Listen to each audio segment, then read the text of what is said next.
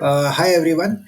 I was working on a project and got thinking that can ChatGPT build out a full machine learning model? I tried it out. Impressive results. See for yourself. Now there are caveats, constraints, and data security issues. I talk about it in the video.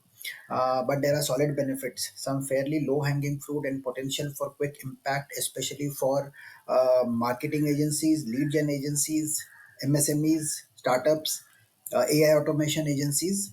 So we'll talk about it in the video. So let's jump right in. So we will directly jump into the model build with ChatGPT along with instructions or a prompt, fairly straightforward process. And then I'll come back here and we will discuss some key learnings and points.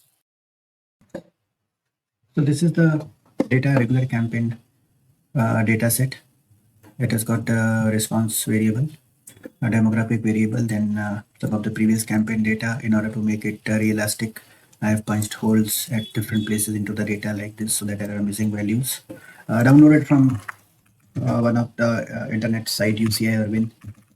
100,000 records are there. Let's proceed with the model build. I'll upload a CSV version of the same file. The field variable names, we can feed it separately. For this purpose, I have deliberately given descriptive names to keep it simple. And then we will go with the instruction set. Okay, so let it start. Currently, I have asked it to build a random forest model at a very low complexity level. Higher the complexity, it starts to break. GPT starts to break. We can do it in other platforms. And if we don't like the model, we will pick the parameters. Okay, it's back.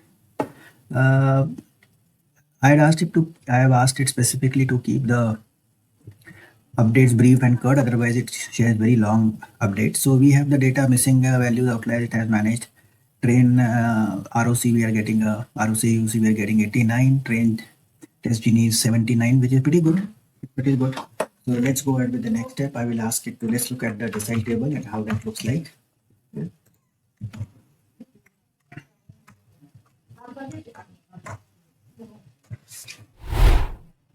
Created CSV is available here. Download file. I'll click on it. I'll open the file.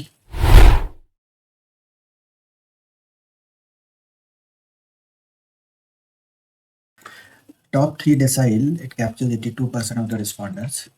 The cumulative lift is, top decile lift is around almost 4.8, and the top 3 decile list is 2.8. And this is at a very low complexity model, by the way. This is done. Now what we'll go on to the next one. We will ask it to share the feature importance score. So let it share the feature importance score. Feature importance is available here. Starting download. So the last contact duration. So the previous contact data has the highest amount of impact, 34%. Outcome of the previous campaign. These two are the biggest ones. And then we have previous contact, whether it was via cell phone, this last contact. These are the very usual variables which pop up in this kind of a scenario. What do I want to do next? Now I want to score this data set. I will request it to score the data set and share the original data set with the score. Okay, so here we go. So data set has been scored and is available for download here. Okay, here. Okay, download. I'll say download the data set. So we have got the our own data set, and we have got the score added here. This is we have the score data set ready for this thing for 100K records. Okay, let's now we can do another thing. Is this is a 100K data set. I have a similar data set, same structure, same population distribution, which is 1 million. Let's try that. So what I will ask it to do is this: that please please provide me the full code, and I've given it my path name. I've asked it to give me the score in a code in a perfect manner, which I can copy paste for this. Provide the full code. I'll say enter. Let's see what it does. And till the time it is doing this thing, we will open a Google Colab. You can use whichever platform you are using. So Google Colab. Google Colab. I'm going to runtime. I'm going to use it's a random forest. So for the interest of speed and all, I will use a T for GPU. Here I will Normally it is CPU which goes a little slower. This one 1 million records in random forest, 30-40 trees and all. I'll use.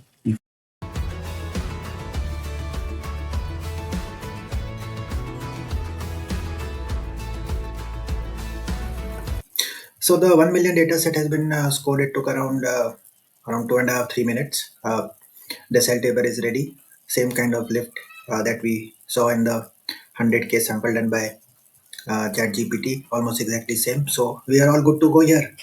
Now let's move on to some of the key learnings and key points. Before looking at the use cases, one or two important angle and some potential solution. One is regarding the data privacy. So regarding PI data, obviously it cannot be shared. So data anonymization can be used effectively there. Uh, Other data security concerns that what if somebody is able to access my uploaded file. Now GPT store, in the GPT store the uploaded files are hackable fairly easily too. However, I am yet to come across an uploaded data hack from other user conversations like this where I'm uploading it. So far so good, but that's still an all that is an evolving area. uh, so if that is a concern, then we can use sample data or we can use data scrambling, but there are trade-offs also associated, and there could be some cases where it's just not possible. So that's on a case-to-case basis. Having said that, uh, some the use cases for this small data sets and low complexity model build end to end with GPT. This could be in case of simple use cases, marketing agencies, lead generation agencies, and so on. Then for large data sets, sample data with GPT, and then you iterate over the codes for hyperparameters, tuning, brainstorming, improving the model.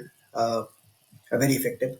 Then data engineering side again for data cleanup, consolidations, and some of these cases, not all, uh, we can iterate with GPT with for the code. But again, not everything possible. So I've used sometimes for code patches GPT, and for code patches Bard. Though Bard cannot do the data part of it, but for code patches and all. But everything is not possible. Sometimes I've had to use in some in one particular scenarios. I found that Power Query is far better than even Python. In case of a formatted kind of a data, multi-level formatted data, I found. So those are the but those are live day to day kind of scenarios that we need to tackle. Moving forward, some of my learning, some tips and tricks. This is different than using GPT for coding support or Bard for coding support and iteration, which many of my fellow analysts and I we are anyway doing. This is the learning specific to when I try to use uh, GPT for a model build process, having giving it data and having it build model full data as well as sample data. So these are my learnings. That's it for this video. I hope you find this useful. Thank you.